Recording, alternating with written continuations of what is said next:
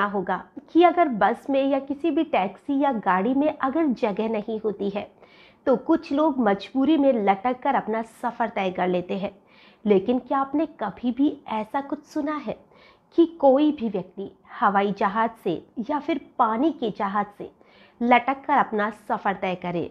जी हाँ, सुनने में भी बहुत अजीब लगता है कि क्या ऐसा भी हो सकता है।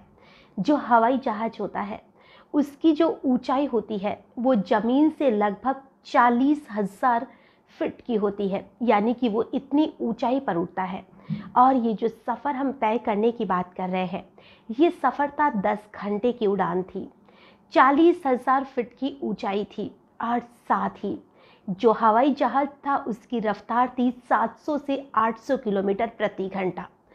सुनने में ही बहुत अजीब लग रहा है कि इतनी ऊंचाई पर कोई भी व्यक्ति हवाई जहाज से लटक कर अपना सफ़र कैसे तय कर सकता है। और फिर कोई भी व्यक्ति जो भी ये सफ़र कर रहा है, क्या वो वाकई में जिंदा बच सकता है?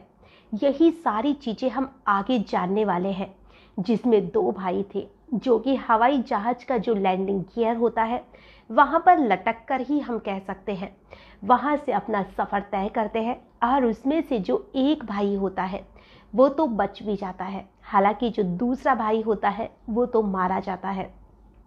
आज की ये जो घटना है जो मैं आपको सुनाने वाली हूँ, ये घटना इतिहास में पहली घटना है और शायद इसके आगे ऐसी कभी कोई घटना होने की हम उम्मीद भी नहीं करते हैं। लेकिन ये जो घटना है बहुत ही ज़्यादा सोचने वाली घटना है, बहुत ही ज़्यादा अफसोस करने वाली घटना है कि इतनी भी किसी इंसान में हिम्मत आ सकती है क्या। नमस्कार, आदाब, सत श्री अकाल। मैं हूं नंदिनी यादव। आज जो मैं आपको घटना सुनाने वाली हूं, इस घटना की शुरुआत होती है पंजाब से। पंजाब में दो भाई रहा करते थे, जिसमें एक बड़े भाई का नाम था प्रदीप, जिसकी उम्र थी 21 साल। छोटा भाई जो था वो था 19 साल का और उसका नाम था विजय। ये जो विजय सैनी थे और प्रदीप सैनी था, ये दोनों भाई पंजाब में रहा करते थे। लेकिन किसी ने इन पर झूठा मुकदमा दर्ज करवा दिया और इसी वजह से जो पुलिस थी वो इनके पीछे पड़ी हुई थी। इन्हें पुलिस बार बार अरेस्ट कर लेती थी और फिर इन्हें छोड़ दिया जाता था। कभी इन्हें आतंकवादियों से जोड़कर देखा जा रहा था तो कभी इन्हें किसी और गलती की वजह से पुलिस के ये निशाने पर आ चुके थे। ये दोनों भाई 1 साल तक इतने ज़्यादा परेशान हो जाते हैं कि ये पुलिस से बहुत तंग आ जाते हैं और अब इन्हें लगता है कि हम यहाँ से छोड़कर ही भाग जाते हैं। कुछ दिन तक तो ये जो दोनों भाई थे वो दूसरी जगह जाकर भी रहने की कोशिश करते हैं, लेकिन वहाँ भी पुलिस इनका कहाँ पीछा छोड़ने वाली थी। फिर तो जो पुलिस वाले थे इनको ज़्यादा पकड़ने लग गए क्योंकि इन्होंने वो जगह बदल ली थी। अब ये दोनों भाई सोचते हैं कि क्यों ना हम ये देश ही छोड़ देते हैं जब हमारा पुलिस से पीछा छुड़ेगा। हालांकि ये जो दोनों भाई थे इनकी कोई भी गलती नहीं थी, उन्होंने कोई भी गुनाह नहीं किया था जिसकी वजह से पुलिस इनके पीछे पड़ी हुई थी। बस ये छोटी सी गलतफहमी थी जिसकी वजह से इन दोनों का जीना पुलिस ने हराम कर रखा था। अब ये जो दोनों भाई थे वो एक एजेंट के पास जाते हैं और उसे जाकर कहते हैं कि हमें दुबई जाना है या फिर लंदन जाना है, हमारे जाने की व्यवस्था करवा दो, कितने पैसे लगेंगे, क्या क्या डॉक्यूमेंट्स लगेंगे वो भी बता दो। तो जो एजेंट था वो कहता है कि तुम्हारे पास ना पासपोर्ट है ना तुम्हारे पास वीज़ा है और इन सारी चीज़ों में पासपोर्ट और वीज़ा की बहुत ज़रूरत पड़ती है। तो उन्होंने कहा कि और कोई रास्ता। तो वो जो एजेंट था वो कहता है कि तुम 50,000 रुपये जमा करवा दो, मैं तुम्हें कैसे भी छुपा कर वहाँ तक पहुँचा दूँगा। वो दोनों भाई उसे 50,000 रुपये देते हैं। जो दोनों भाई थे वो एक तरह से मजदूरी करते थे। 50,000 रुपये देने के बाद उनके पास इतने ज़्यादा पैसे नहीं थे कि वो बार बार उन्हें पैसे दे सके। जब वो कुछ दिन के बाद फिर उनके पास जाते हैं तो वो कहते हैं कि अभी वक्त लगेगा और ऐसे ही करते करते 2-3 महीने का वक्त बीत जाता है, लेकिन उनको कोई भी रास्ता नज़र नहीं आ रहा था। अब जो दोनों भाई थे वो और पैसे देना भी नहीं चाहते थे क्योंकि उनके पास थे ही नहीं, और जो एजेंट था वो बार बार उनसे पैसों की डिमांड कर रहा था। तो वो दोनों भाई सोचते हैं कि कुछ नया ही रास्ता अपना लिया जाए और अब वो ऐसा ही करते हैं। वो जाते हैं दिल्ली के जो इंदिरा गांधी इंटरनेशनल एयरपोर्ट है वो वहाँ पर जाते हैं और वहाँ जाके वो ये देखते हैं कि अंदर कैसे चोरी छिपे घुसा जा सकता है। और अब वो जो एयरपोर्ट था उसके 10-12 दिन तक चक्कर लगाते हैं। हर एक छोटे से छोटी चीज़ का जायजा लिया जाता है कि इस एयरपोर्ट में और कौन से रास्ते से घुसा जा सकता है। और आखिर में उन्हें एक रास्ता ऐसा मिल ही जाता है जहाँ पर सिक्योरिटी जो थी वो कम रहती थी, और वो लोग 10-12 दिन के बाद में ही उसी रास्ते से एयरपोर्ट के अंदर घुस जाते हैं। वो समय शाम का, लगभग रात का समय था, तो अंधेरा भी था। तो जो भी सिक्योरिटी गार्ड वहाँ पर रहता है उन्हें भी वहाँ पर कुछ भी दिखाई नहीं दे रहा था। और ये जो बात है वो है 1996 की। और अब जो अंधेरा था इस वजह से वहाँ पर कुछ किसी को दिखाई नहीं दिया। और जब फ्लाइट वापस से, जो लैंडिंग गियर होता है फ़्लाइट का, उसी में कुछ जगह होती है कि जब भी फ़्लाइट एयरपोर्ट पर उतरती है, लैंड करती है, उस समय जो फ़्लाइट के जो टायर कह सकते हैं हम जिन्हें, वो टायर जब खुलते हैं और जब वापस से फ़्लाइट उड़ने वाली होती है, उसी समय जो टायर होते हैं उन्हें वापस से अंदर करना होता है। और जब टायर को वापस से उड़ान के समय अंदर किया जाता है, जिनको हम लैंडिंग गियर कह सकते हैं, और उसी में कुछ जगह बच जाती है। जो दोनों टायर थे उसके पास में जो भी जगह थी, उसी में वो दोनों भाई छुप जाते हैं। अब हम अनुमान लगा सकते हैं कि उन दोनों भाइयों ने कितनी ज़्यादा हिम्मत दिखाई होगी कि वो उसमें जाकर छुप जाते हैं, कि वो अच्छी तरह से जानते हैं कि जो फ्लाइट है वो कितनी ज़्यादा ऊंचाई पर उठती है। और सफ़र भी जो था वो 10-12 घंटे का सफ़र था, लेकिन फिर भी उन दोनों भाइयों ने हिम्मत नहीं हारी। उन्हें तो लगा कि हमें पुलिस से कैसे भी पीछा छुड़ाना है। और अब जो दोनों भाई थे वो उसमें छुप जाते हैं। जैसे ही जो हवाई जहाज़ था वो उड़ान भरता है, और उड़ान भरने के बाद में ये तो हम खुद ही जानते हैं कि हवाई जहाज़ की कितनी ज़्यादा आवाज़ आती है। अगर हवाई जहाज़ आसमान में उड़ता है तो हम नीचे ज़मीन पर भी उसकी आवाज़ सुन सकते हैं।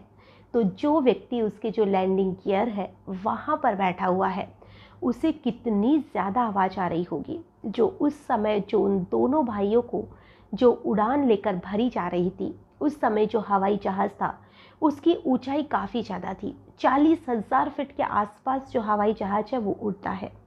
और जो हवाई जहाज़ होता है उस समय उस हवाई जहाज़ की जो गति थी, जो स्पीड थी, वो 700 से 800 किलोमीटर प्रति घंटे की रफ्तार थी। हम अनुमान लगा सकते हैं कि उस समय कितनी तेज़ी से और कितनी ऊंचाई पर वो हवाई जहाज़ उड़ रहा होगा। अब जो दोनों भाई थे कुछ समय तो एक दूसरे से बात करने की कोशिश करते हैं, लेकिन उन्हें आवाज़ बिल्कुल भी नहीं सुनाई दे रही थी। बस वो एक दूसरे को देख रहे थे कि हम दोनों भाई सही सलामत हैं। लेकिन जब हवाई जहाज़ और कुछ उड़ान भरता है, उसमें जो दोनों भाई थे वो बेहोश हो जाते हैं, क्योंकि उसकी जो आवाज़ थी वो भी उनके कानों को नहीं बर्दाश्त हो रही थी। और बाकी की जो सारी चीज़ें थी, इस वजह से उन्हें बहुत तकलीफ़ हो रही थी। अब ऑक्सीजन की जो कमी है, ऑक्सीजन की कमी भी उन्हें परेशान करने लगी थी। अब जो दोनों भाई थे वो बेहोश हो जाते हैं। और अब जो ये फ़्लाइट थी जो दिल्ली से लंदन के लिए उड़ी थी, अब ये फ़्लाइट जो लंदन का एक इथरो एयरपोर्ट है वहाँ पर पहुँचती है। और वहाँ पहुँचने के बाद में जब वहाँ से सामान उतारा जाता है, जो भी फ़्लाइट का सामान होता है उसे उतारने के लिए गाड़ी आती है, उसमें सारा सामान रख दिया जाता है। और जो भी लोग वहाँ पर चेकिंग वगैरह करते हैं सामान की, वो लोग भी वहाँ आते हैं। तभी उनकी नज़र एक व्यक्ति पर पड़ती है जो पूरी तरह से जम चुका था। ये अक्टूबर के महीने की बात है, जो सर्दी का वक्त था। सर्दी थोड़ी बहुत शुरू हुई थी। अब जो व्यक्ति था वो पूरी तरह से जम चुका था। जो भी वहाँ पे सिक्योरिटी के लोग रहते हैं वो तुरंत से आते हैं और उस व्यक्ति को वहाँ से उठाते हैं। तो पता चलता है कि वो पूरी तरह से बेहोश हो चुका है। अब उसे हॉस्पिटल लेकर जाया जाता है। जब डॉक्टर को दिखाया जाता है तो उसे लगभग 2-3 दिन के बाद में होश आता है। और अब वो होश में आने के बाद में जो सबसे पहला शब्द बोलता है वो बोलता है कि विजय कहाँ है। जो प्रदीप था बड़ा भाई वो तो जिंदा था, लेकिन जो विजय था उसका तो कोई नामो निशान भी नहीं था। अब जो एयरपोर्ट के सिक्योरिटी के या जो भी वहाँ की पुलिस वगैरह थी वो उससे पूछती है कि विजय कौन है। तो वो कहता है कि जो विजय है वो मेरा भाई है, वो भी मेरे साथ आया था। अब जो पुलिस वाले थे उसे ढूंढने की कोशिश करते हैं, लेकिन वहाँ पर कोई भी विजय नाम का व्यक्ति नहीं मिलता है। अब जो प्रदीप था वो रोने लगता है। उसे लगता है कि उसका भाई तो मर चुका है। अब जो वहाँ की सिक्योरिटी थी या जो पुलिस वाले थे आसपास में भी अनाउंसमेंट करवा देते हैं कि अगर किसी भी व्यक्ति की लाश नजर आती है तो वो तुरंत से पुलिस को संपर्क करे, या हो सकता है वो जिंदा भी कहीं गिर गया हो। अब कुछ ही समय के बाद में, लगभग 10-12 दिन के बाद में, उसका जो भाई विजय था उसकी लाश मिल जाती है, जो कि लंदन में ही मिलती है। यानी कि वो लंदन में ही गिरा था, वो भी इतने घंटे तक सही सलामती से वहाँ तक पहुँच ही चुका था। अब जो विजय था वो तो मर चुका था, लेकिन जो प्रदीप था वो लगभग 15-20 दिन के बाद में सही सलामती से बिल्कुल ठीक हो जाता है। अब ये जो सारा मामला था, पुलिस इसे कोर्ट तक लेके जाती है, उसे वजह पूछी जाती है, तो वो जो भी वजह थी सारी वजह को सही सही बता देता है कि उसके साथ क्या हुआ था, वो क्यों यहाँ पर आया है। पुलिस भी सारी छानबीन करती है, जो इंडिया के जो पुलिस है उनसे संपर्क किया जाता है। तो बाद में बात तो यही सामने आती है कि उनके ऊपर शक जरूर था, लेकिन ऐसी कोई भी बात सामने नहीं आई थी कि वो आतंकवादी है। अब जो ये पूरा केस है वो लंदन की कोर्ट में चलता है, और वहाँ चलने के बाद में उसे 18 साल की सज़ा सुनाई जाती है। 18 साल केस पर मुकदमा चलता है, हालांकि उसे जेल बिल्कुल भी नहीं होती है।